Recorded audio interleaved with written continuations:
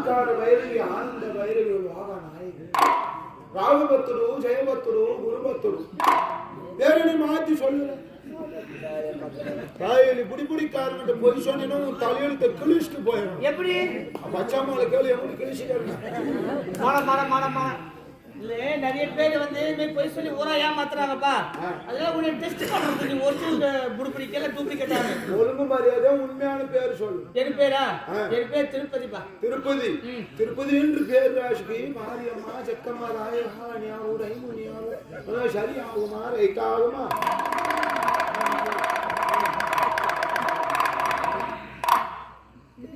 கவுண்டருக்கு 5 வயசுல என்ன நடந்தது? கவுண்டருக்கு 9 வயசுல என்ன நடந்தது?